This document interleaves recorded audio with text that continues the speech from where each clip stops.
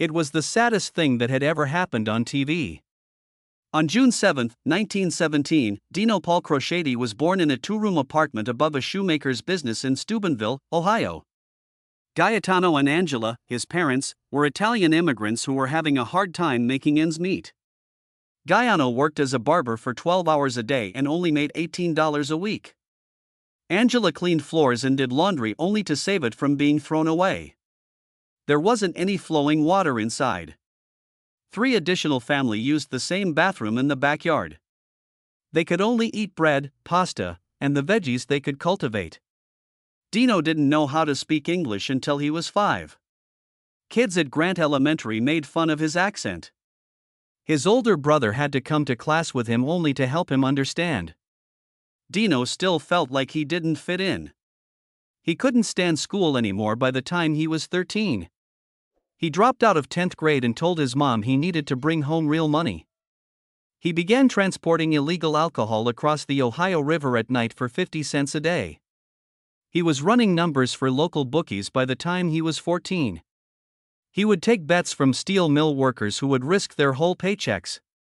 He polished shoes at the country club, stocked shelves, pumped gas, and brought newspapers to people before the sun came up. When he was 15, he lied about his age so he could work at the steel factory at night for $125 an hour. It was all about staying alive at work. It was hard work. The remuneration wasn't good. The tiredness was very strong. He remarked that easy does it became his way of life because he had already lived the hard way. He also began to fight. He was 15 when he started going to underground boxing clubs in the Ohio Valley and calling himself Kid Crochet. He fought 36 times between 1932 and 1936, winning 25 and losing 11. One punch cracked his nose, and it will always be crooked. He fought with bare hands since he couldn't afford hand coverings.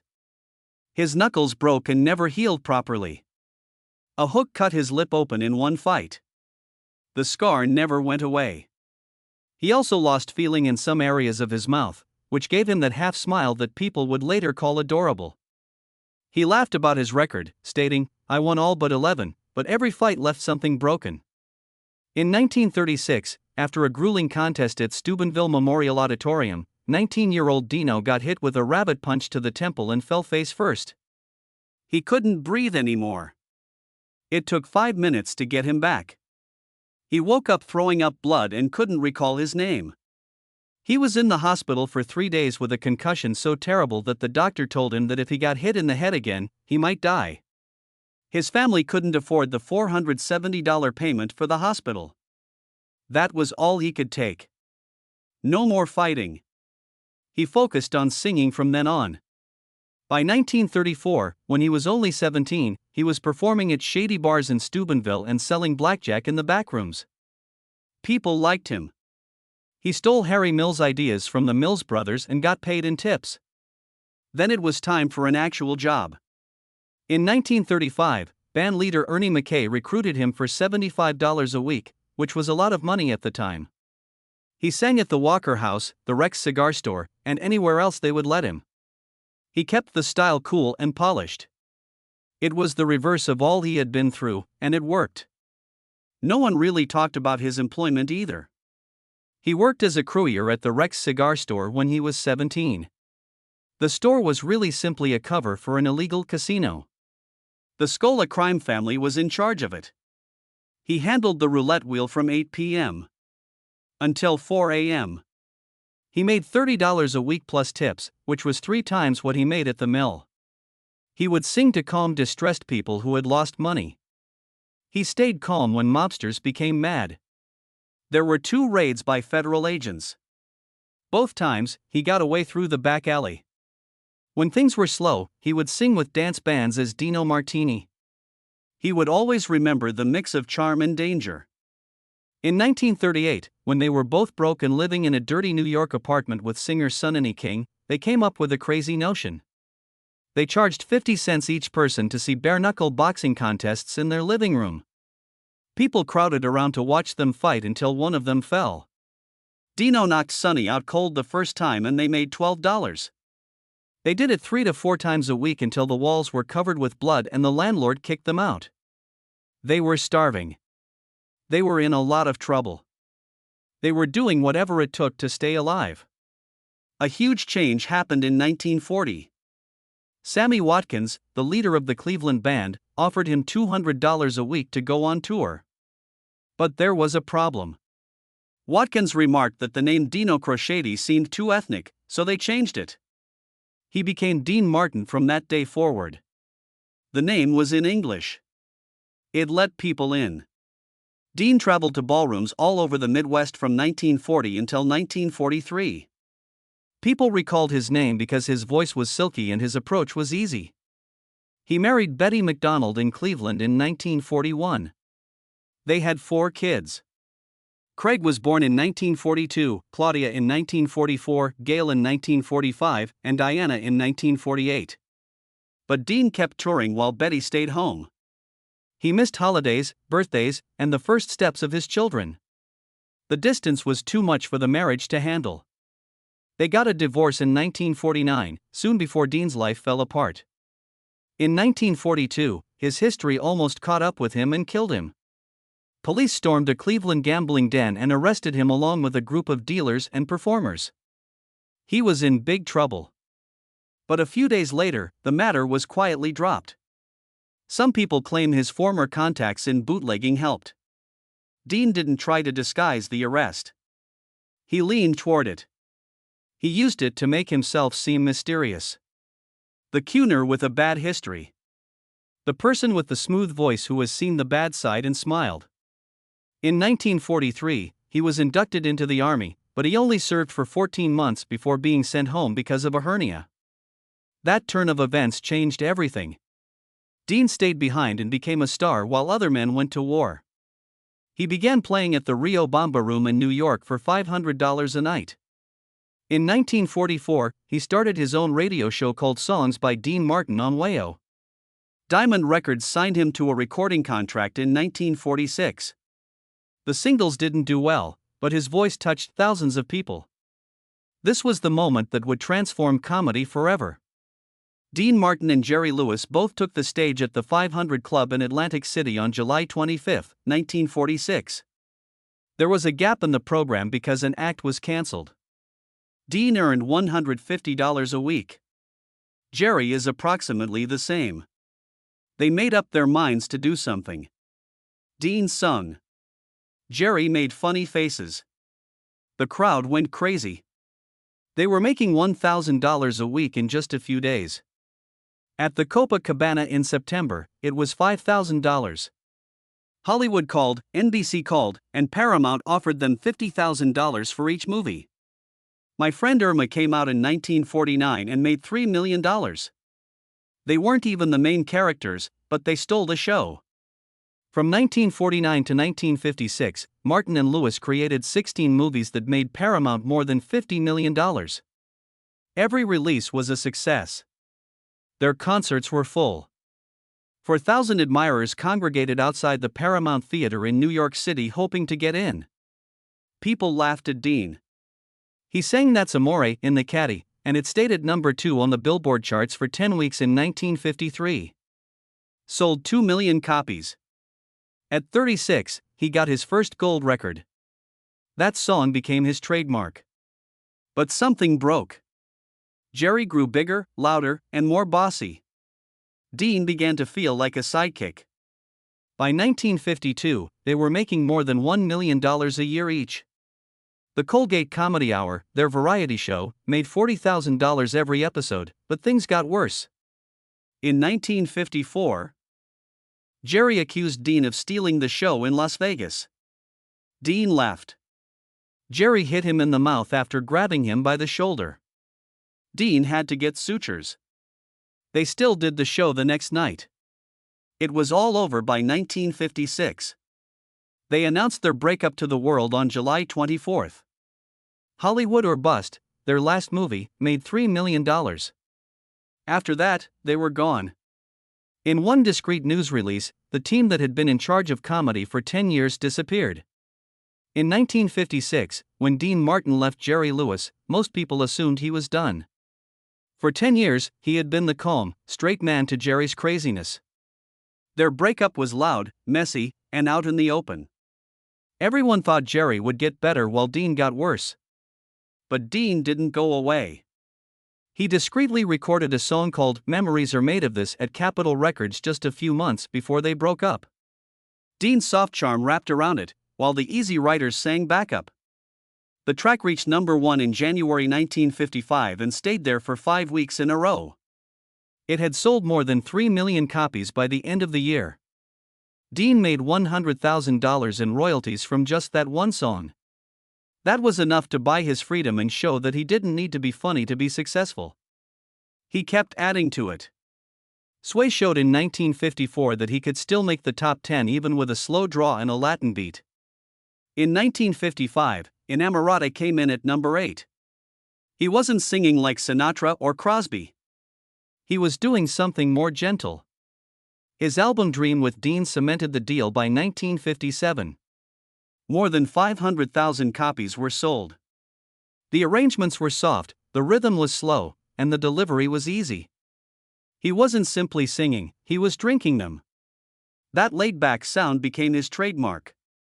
He wasn't fighting for money. He was making it seem easy. People leaned in to hear every word in lounges, in Vegas, and in supper clubs from New York to Chicago. Frank Sinatra then promised him something larger in 1962, his own seat at the table. Sinatra had just founded Reprise Records and asked Dean to join. Dean's first album there was in the French style and had fun renditions of songs like Sebin. Reprise let Dean choose everything about his recordings, including who arranged them and how they sounded. By 1965, he had more than 40 albums and 20 singles that made it into the top 40. Over the course of 5 years, his partnership with Reprise was worth $1 million. The money was a lot, but the freedom was much more. He wasn't there to help Sinatra. He was his own boss. Dean was the main act at the Copacabana in New York in 1957, and he made $10,000 a week. That was more than what Sinatra did. That was more than most people. But every night he had to perform "That's Amore." People knew him for that song. When he incorporated it, he got paid up to $50,000 for each show. But he didn't like it. He didn't like the faux Italian lyrics. He didn't like the cartoon picture it made of him. He said it was a joke. But he sang it more than 1,000 times anyway because that song paid for everything. For the golf, for the homes, and for the life where he could pick the tunes he really liked. Dean did something that no one could have imagined in August 1964, when Beatlemania was at its height. Everyone Loves Someone took the #1 slot away from A Long Day's Night. He only had it for a week, yet that week was everything. The Beatles had been at the top of the charts for 5 weeks in a row. No one expected it. Dean and the Ken Lane Trio made the tune, which sold more than 1 million copies. It was his first gold record. Dean smiled and added that the Beatles had just taken a coffee break when people asked him how it felt to beat them. But the cool couldn't cover it all. The IRS came knocking in 1958. Dean had roughly $250,000 in overseas royalties in Swiss accounts that he had disguised. He had to pay $100,000 in fines, plus retroactive taxes and fees. The headlines weren't nice, but Dean didn't freak out. In 1959, he started making Dino brand cigarettes. His shadow was on the packaging. They were sold as high-end cigarettes, which played into the image that got him in trouble. He turned the scandal into a brand. Dean was the only one who could do that. Then there was the acting. Howard Hawks cast him as Dude in Rio Bravo in 1959. Dude was a drunk deputy who was attempting to get out of a bottle. Dean wasn't playing a singer or a joke for the first time. He shot it in Tucson studios using sets that were scaled down. He bled, trembled, and sweated, and critics eventually started to believe him. The British Film Institute said it was when Dean Martin stopped being cool and became a real person. The National Film Registry saved the movie in 2014 because it was so good. After that, in 1960, came Ocean's 11. The movie was filmed at night in Las Vegas. Dean and the Rat Pack put on 2 gigs during the day. Then they started filming after midnight. Everyone was awake. They made up whole scenes on the spot. Shirley Mlan even used one of Dean's nightclub quips as a drunk punchline. It was like a party that was being filmed. They were making history at the Sands Hotel. The name of it was The Top. In January 1960, they filled the Copa room with 34,000 people for 3 weeks. Dean made it seem easy, but Joey Bishop knew otherwise. While the others drank, Dean went home early. He wanted to get up for golf, not partying. He kept up the act in Who Was That Lady? In a CIA mix-up comedy, he played a writer for TV. Dean got a Golden Globe nomination for the movie starring Tony Curtis and Janet Leigh. He played a nightclub singer named Dino in Kiss Me Stupid who was seeking to sleep with a housewife. The Catholic Legion of Decency said the movie was bad. United Artists put it out through a separate label just to dodge the outrage. Dean didn't care, though. He never said he was sorry. He kept on working. He played Sinatra's best buddy in the 1965 movie Marriage on the Rocks, which was about a marriage that was falling apart. This was their last movie together for 20 years. Dean's personal life was also changing around that period. He had 4 kids with Betty McDonald, and their marriage terminated in 1949 after 9 years. That same year, just a few weeks after the divorce was final, he married Jean Beager. They had 3 additional kids, Gina, Dean Paul Jr., and Richie. The marriage lasted 24 years, but it wasn't perfect. Jean stayed true to Dean even after he had affairs in public. She never married again after they divorced in 1973. In the middle of the 1960s, Dean was one of the richest entertainers in the world. They were already making $1 million a year with Jerry Lewis in 1951, which is more than $123 million today. But Dean wanted more than just money. He wanted to be in charge. He started the Dean Martin Show on NBC in 1965. It lasted for 9 seasons. It was one of the top 10 series on TV by 1967. For a 3-year renewal, NBC paid him $34 million.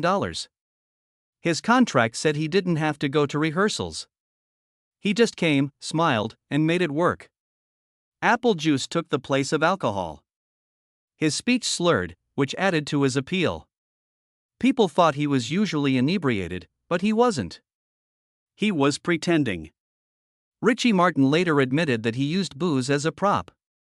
Dean changed the name of the show to the Dean Martin Comedy Hour in 1973 and started the celebrity roasts. Bob Hope was the first one. Then there were dozens more, including Sinatra and Jimmy Stewart. They filmed at the MGM Grand in Las Vegas. But on November 21, 1980, a fire broke out in the hotel and killed 85 people. For years, production stopped. Dean came back to fulfill his contract, but the spark was gone. Dean finally got back together with Jerry Lewis in the same decade. The Muscular Dystrophy Telethon took place on Labor Day 1976. Frank Sinatra made it happen. More than 85 million people saw it. They hadn't talked in 20 years. Jerry was crying. Dean smiled. Behind the scenes, they spoke in low voices. Jerry said he was sorry. Dean let him off the hook. Some people believe they talked every day after that. Some people insist they didn't. No one knows for sure. But for one night, they were a team again. Dean Martin stepped into the spotlight as a retired spy named Matt Helm in February 1966. And just like that, the world forgot he had ever been in a comedy pair. This isn't what The Silencers was intended to be.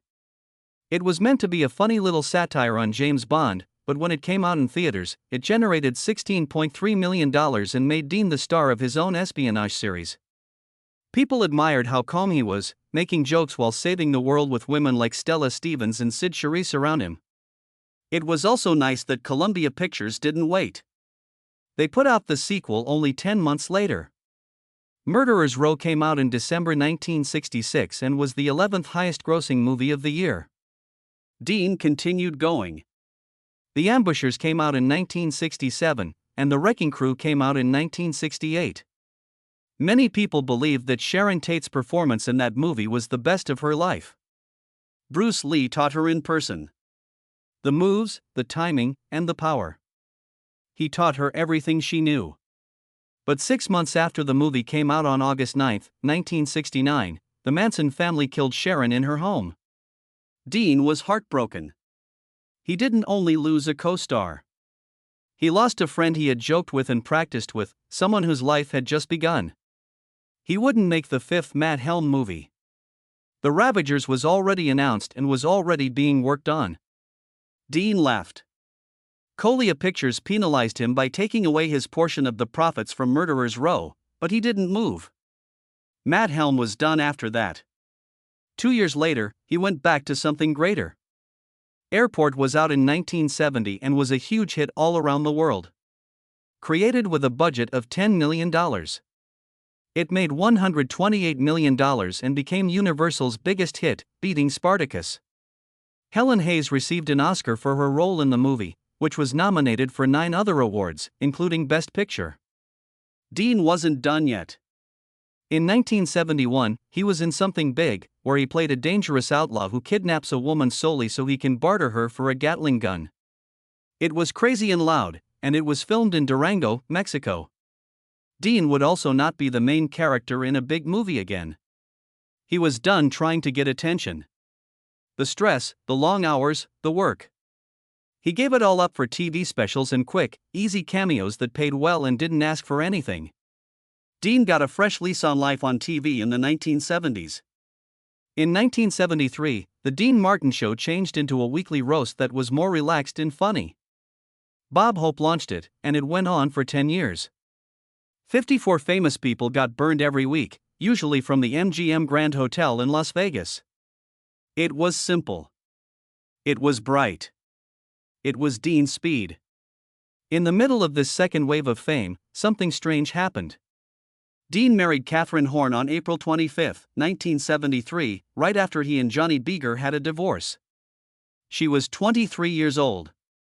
He was 57 years old. A friend introduced them at a hair salon in Beverly Hills. Dean's Bear House was the first place the wedding took place. Later, it moved to the Beverly Hills Hotel. He took in Sasha, her daughter. We tried to make it work, but it only lasted 3 years. They got divorced on November 10, 1976, without telling anyone. His life outside of work was never easy. He had 8 kids from 3 marriages, and he was very close to his son Dean Paul Martin. People called him Dino Jr. He was born on November 17, 1951. He gained news in 1979 when he starred in the movie Players alongside Ali McGra. He was even nominated for a Golden Globe. But performing wasn't the only thing he loved. He joined the Air Force on November 5, 1980. He learned how to be a fighter pilot and then joined the California Air National Guard. People who flew with him stated he was one of the best, calm, sharp, and in charge. Dean was proud of his kid not because he was renowned, but because he was a wonderful person. But on March 21, 1987, everything fell apart. Dino took out from March Air Force Base in an F-4C Phantom jet for a normal flight. A snowfall hit quickly. There was no visibility. The radar showed that the airliner was at 19,300 feet. A few seconds later, it fell 4,000 feet and hit Mount San Gorgonio at 400 miles per hour. Dino and his weapons officer, Ramon Ortiz, died right away. It took 6 days to find the wreckage. Dean never got better. His performance image, his inebriated swagger, was always just apple juice in a glass. But it wasn't an act anymore when Dino died. He really started to drink. He called off shows. He was gone. His heart broke and never got better. Frank Sinatra and Sammy Davis Jr. asked Dean to go on tour with them a year later, in March 1988. They named it Together Again. It started in Oakland with 5,500 supporters, but Dean only lasted a week. He wasn't able to do it. The people, the travel, and the fun. It felt empty. He quit the tour. They told the public that he was sick. It was grief in private. Liza Minnelli took his position, and the show was called The Ultimate Event. But Dean was no longer there. The drinking grew worse. His health fell apart. He developed emphysema since he had smoked for 60 years. He hardly ever left the house by the early 1990s. Doctors told him he had lung cancer in 1993. The tumors were becoming bigger. They told him he needed to have surgery on his liver and kidneys. It might give him time, maybe even years. But Dean said no. He didn't want to have surgery. He didn't want to get chemotherapy. He had already come to terms with death. Friends begged. Sinatra begged. Dean just kept saying the same thing, though. I'm just waiting for death. He stopped smoking that year, but it was too late. His body had already given up. He stayed home and silent. He smiled warmly when folks came over. But he didn't get into a fight. Dean Martin died of severe respiratory failure at his residence in Beverly Hills on December 25, 1995, around 3:30 a.m. He was 78 years old. In his honor, the lights of the Las Vegas Strip went out. Frank Sinatra nicknamed him Brother. When Jerry Lewis heard the news, he was on tour and cried. He had been closer to Dean than anyone else in the world. Good Shepherd Catholic Church performed a private funeral for Dean. About 200 people showed up. This is what happened after Dean died. You told me that you went to Dean's funeral and spoke there. You stated, I lost my partner and best friend, the man who made me the man I am today. Gregory Peak, Tony Bennett, and Jerry Lewis all rose up and told the public what the press had never gotten right. That Dean was really cool. He was nice. He was tough. And he never had to prove it. After he died, people started telling stories about how smart he actually was. People assumed Dean Martin just went through life drinking and telling jokes when he felt like it. But then they learned about the real estate empire in Las Vegas. In the 1960s, he bought land for $150,000. In the 1990s, it sold for more than $12 million. His estate was worth $30 million. He bought a mansion in Beverly Hills for $120,000, and it was worth around $28 million later. Dina, his daughter, cried when she saw how meticulously he had put it all together. Dean had quietly played the long game without making a big deal out of it. And that thing about the apple juice was real. Jerry Lewis eventually said it was true. People believed he was drunk all those years on TV. But most nights, it was simply juice. He acted inebriated to make people laugh and relax. But the real Dean was always a few steps ahead.